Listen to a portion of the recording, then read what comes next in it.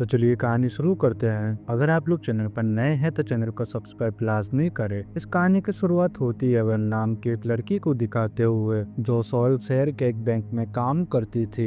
Haven इस वक्त car से कहीं जा रही थी, तभी उसकी नजर पड़ती है सड़क किनारे दो लड़कों पर जो एक लड़की को बहुत ही बुरी तरीके से पीट रहे थे। वो लड़की लोगों से मदद मांगने की बहुत कोशिश करती है, लेकिन कोई भी उसकी मदद करने के लिए आगे नहीं आता है। इसके बाद वो लड़की हेवन के पास आती है मदद मांगने के लिए, लेकिन हेवन भी उसे इग्नोर करके चली जाती है यहाँ से। अब अगले दिन हम हेवन को बैंक के अंदर देखते हैं जो एक बूढ़ी औरत के साथ लोन अप्रूवल के लिए बातें कर रही थी। हेवन का काम था लोन अप्रूव करना, लेकिन वो उस बूढ़ी औरत से कहती है कि आपका लोन अप्रूव नहीं हो सकता है। दरअसल हेवन ने उस बूढ़ी औरत से पहले ही कह दिया था कि आपका लोन अप्रूव हो जाएगा, लेकिन अब हेवन के मना करने पर वो बूढ़ी औरत बहुत ही ज्यादा दुखी हो जाती है। फिर थोड़ी देर बाद हेवन को पता चलता है कि उसकी एक कलीग ने उस बूढ़ी औरत के लोन के अप्रूव कर दिया है, जिससे हेवन को बहुत ही ज्यादा जलन होती है। और ये जलन इतनी ज्यादा बढ़ जाती है कि जब हेवन वॉशरूम में होती है तो अचानक से उसका दरवाजा लॉक हो जाता है, जिस वजह से वो दरवाजे के ऊपर चढ़ करके उसे खोलने की कोशिश करती है। उस दौरान वो नीचे गिर भी जाती है।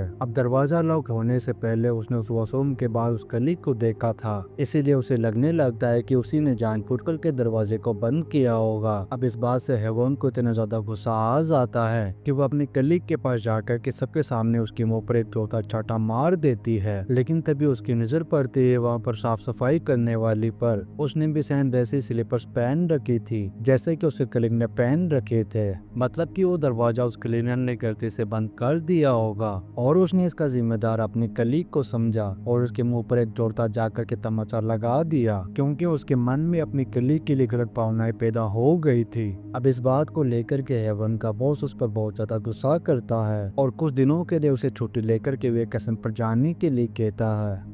अब आगे हेवन को पुलिस स्टेशन जाना पड़ता है, क्योंकि पिछली रात जिस लड़की को हेवन ने दो लड़कों से मार खाते हुए देखा था, दरअसल उस लड़की का खून हो गया था। और ये क्लियर था कि उस लड़की का खून उन्हीं दो लड़कों ने किया होगा जो उसे उस वक्त बहुत ही बुरी तरीके से मार रहे थे। अब ऑफिसर्स हेवन के सामने उन्हीं दो लड़कों को लेकर के आते हैं ताकि हेवन इन्हें देख करके पहचान सके, लेकिन हेवन इस चीज को लेकर के बहुत ही ज्यादा डर रही थी कि कहीं ये लड़के बाद में उसका मदद ना कर दे।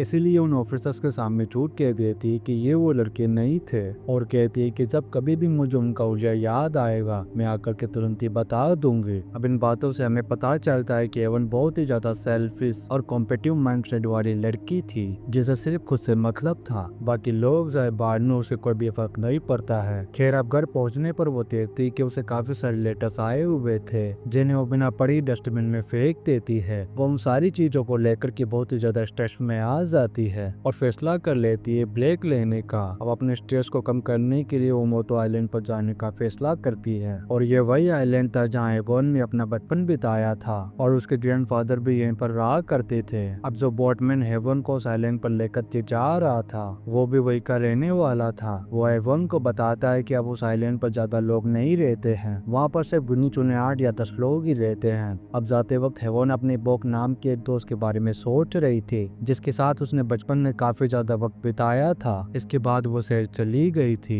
अब हेवन जैसे ही उस आइलैंड पर पहुंचती है तभी हम बोकना को देखते जो पहले से वहाँ पर बैठी हुई उसका वेट कर रही थी। वो हेवन को देख करके बहुत ही ज्यादा खुश हो जाती है, लेकिन हेवन उसे देख करके बिल्कुल भी खुश नहीं थी। इसका मतलब साफ था कि वो अब बदल चुकी है क्योंकि वो शहर में रहने लगी थी। अब बोकना हेवन के सामान को उतार करके उसे लेकर के घर जा रही थी। इसी दौरान वो हेवन को मिलवाती है अपने हस्बैंड मानजोंग और देवर चाइजोंग से। यहाँ पर हम चाइजोंग को देखते हैं जो हेवन को बंदी नजरों से देख रहा था। अब आगे घर पर हेवन की मुलाकात होती है बोकना की बेटी से जिसका नाम था योन ही, जिसकी उम्र तकरीबन 10 साल की थी, लेकिन अब तक उसका स्कूल में एडमिशन नहीं हुआ था। दरअसल बोकना की सास का ये मानना था कि स्कूल जाने से लड़कियां बिगड़ जाती है, लेकिन बोकना अपनी बेटी को स्कूल भेजना चाहती थी। फिर जब रात होती है तो हम चाइजोंग को देखते हैं जो बोकना के कमरे में जाकर के उसके साथ गलत काम करता है, लेकिन बोकना भी उसे ऐसा करने से मना नहीं करती है, जिससे हमें पता चलता है कि बोकना के लिए चीज बहुत ही आम हो चुकी थी। उसके साथ ही ये सब कुछ इतनी बार हो चुका था कि अब वो ऐसे ही अपनी सच्चाई मान चुकी थी। आगे हमें पता चलता है कि बोकनाम के हस्बैंड मानजोंग को भी इस बारे में सब कुछ पता था, लेकिन उसे भी इस चीज से कोई भी प्रॉब्लम नहीं थी। उल्टा बोकनाम जब चाइजोंग के बारे में कुछ बोलती है तो मानजोंग बोकनाम को बहुत ही बुरी तरीके से पीटने लगता है।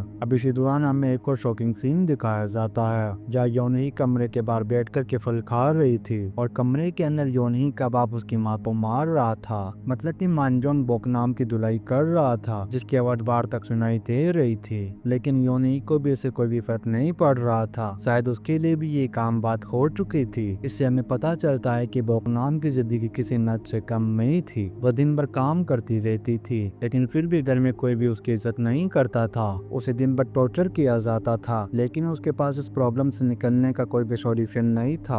अब अगले दिन चाइजोंग हेवोन को अकेला देख करके उसके साथ गलत करने के इरादे से आगे बढ़ रहा था। हेवोन को भी इस चीज का अंदाजा हो जाता है, इसीलिए वो एक नाइफ छुपा करके अपने पास रख लेती है। लेकिन ठीक इसी वक्त यहाँ पर योनी आ जाती है, जिसे देख के चाइजोंग ऐसे चला जाता है। यहाँ पर योनी से बातें करने से हेवोन को पता चलता है कि उसका और उसकी माँ का सपना है शोर शहर जाना, जहाँ पर हेवोन काम किया करती थी। यहाँ पर हमें पता चलता है कि बोकना ने शोर शहर जाने के लिए पहले भी भागने का एक प्लान बनाया था, लेकिन वो योनी को उसके भाग से अलग नहीं करना चाहती थी, इसीलिए वो भाग नहीं पाई। लेकिन अगर उस वक्त वो यहाँ से भाग जाती तो आज उसकी जिंदगी पहले से बेहतर होती। लेकिन वो अच्छी तरीके से जानती है कि उसे एक न एक दिन यहाँ से भागना ही होगा, ताकि वो अपनी बेटी को एक अच्छी जिंदगी दे सके। फिर अगले सीन में हम देखते हैं कि मानजोंग एक प्रोस्टिट्यूट के साथ गलत काम कर रहा था और बोकनाम को ये चीज पता होने के बावजूद भी वो बिल्कुल नॉर्मल रिएक्ट कर रही थी। मतलब कि यहाँ पर सारी गलत चीजें बिल्कुल आम कर दी गई थी। फिर एक दिन बोकनाम को मानजोंग की पैंट में योनी के कपड़े मिलते हैं। इससे हमें पता चलता है कि मानजोंग की गंदी नजरें योनी पर भी थी। ये देखकर के बोकनाम बहुत ज्यादा डर जाती है और सीधा हेवोन के पास जाकर के उसे रिक्वेस्ट करने लगती है कि तुम यहाँ से जाते वक्त मेरी बेटी को भी अपने साथ ले जाना।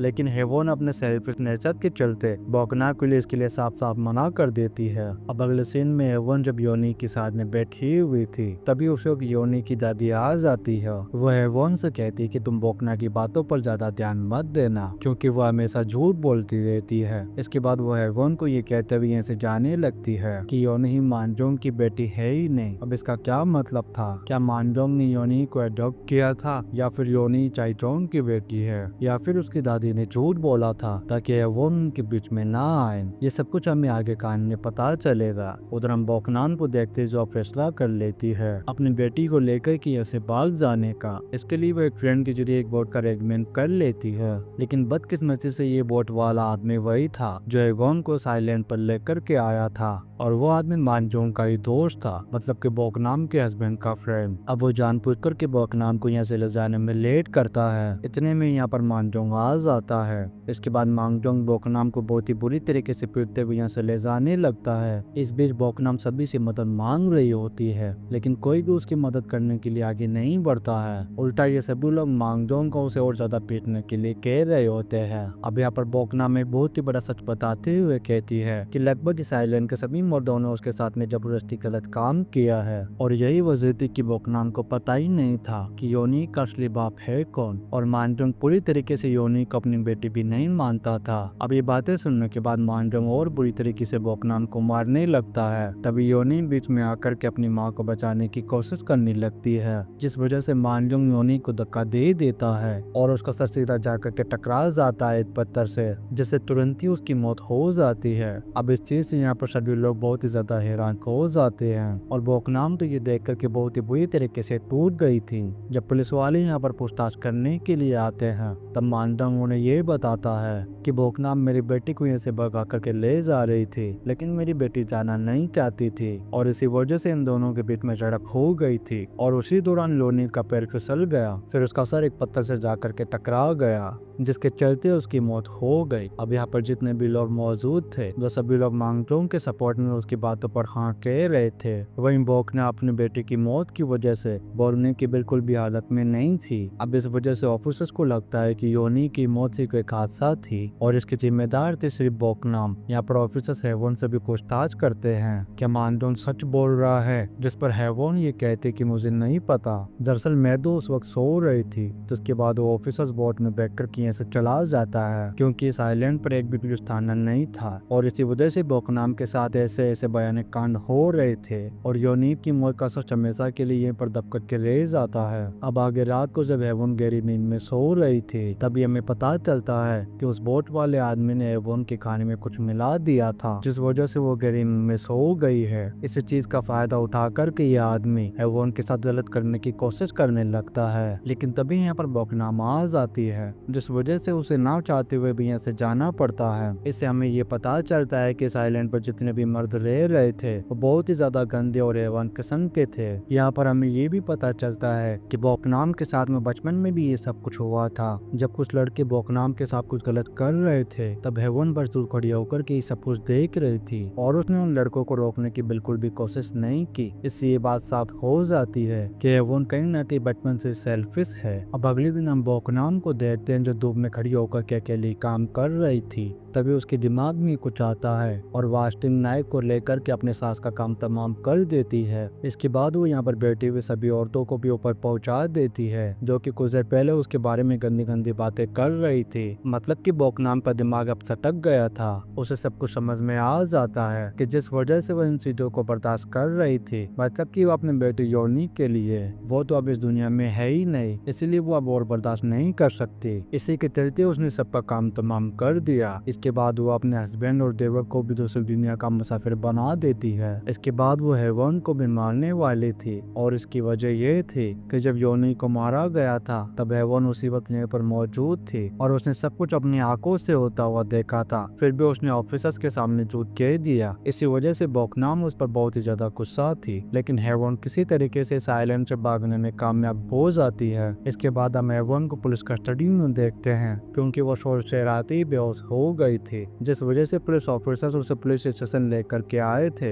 तभी एवन बोकनाम को देखती है जो उसे ढूंढते हुए पुलिस थाने तक भी आ गई थी। वो एवन का काम तमाम करने ही वाली थी। तभी ऑफिसर आ जाता है और उसे शूट करके चटनी कर देता है, लेकिन फिर भी बोकनाम उस ऑफिसर का काम तमाम कर देती है। लेकिन तभी हेवन बोकनाम से फ्लूट से उसके गले पर हमला कर देती है, जिसकी वजह से बोकनाम हेवन के हाथों में ही दम तोड़ देती है। यहाँ पर हेवन को एहसास होता है कि जिस वक्त बोकनाम को उसकी सबसे ज्यादा जरूरत थी उस वक्त उसने बिल्कुल भी उसकी मदद नहीं की, बल्कि उसने हर वक्त से खुद के बारे में ही सोचा और यही चीज हेवन की सोच को बदल देती है। इसके बाद हम देखते हैं कि हेवन बगैर डरे ही पुलिस स्टेशन पहुंच जाती है और उन क्रिमिनल्स को आइडेंटिफाई कर देती है जिनको कहानी के शुरू में उसने पहचानने से मना कर दिया था। वो जानती थी कि उसका ऐसा करने से उसकी जान को खतरा हो सकता है, लेकिन अब उसको इसकी परवाह नहीं थी। उसे एहसास हो गया था जो उसने हमेशा से ही सेल्फिश एक्ट किया था, जिसकी वजह से कई लोगों को अपनी जान से हाथ धोना पड़ा। इसके बाद हम एक और शॉकिंग सीन देखते हैं जब हाइवोन अपने घर आती है और डस्टबिन से सारे लेटर निकाल करके देखती है तब उसे पता चलता है कि वो सारे लेटर बोकनाम के ही थे और इन सभी लेटर के जरिए से बोकनाम ने एवोन से मदद मांगी थी। एवोन को एहसास होता है कि बोकनाम बहुत पहले से उससे मदद मांग रही थी, मतलब कि कई सालों से वो वाली जिंदगी को बर्दाश्त कर रही थी। वो जानती थी कि एवोन शोर शहर में है जिसके चलते वो उसकी मदद कर सकती थी, लेकिन हेवन ने ऐसा बिल्कुल भी नहीं किया। मतलब कि हेवन ने अपने सबसे अच्छी बेस्ट फ्रेंड की भी मदद नहीं की। अब वो अपनी पूरी जिंदगी इसी गिल्ड के साथ गुजारने वाली है। इस सीन के साथ एक कहानी बैड डाइवर्ट गेम पर खत्म हो जाती है। वीडियो कैसा लगा आप लोग कमेंट करके लाजमी बताएं। अगर आप लोग चैनल पर नए हैं तो चैनल को सब्सक्राइब लाजमी करें। आप लोग वीडियो को like and comment share and subscribe लाजमी करें। मिलता है नेक्स्ट वीडियो में। Thank you.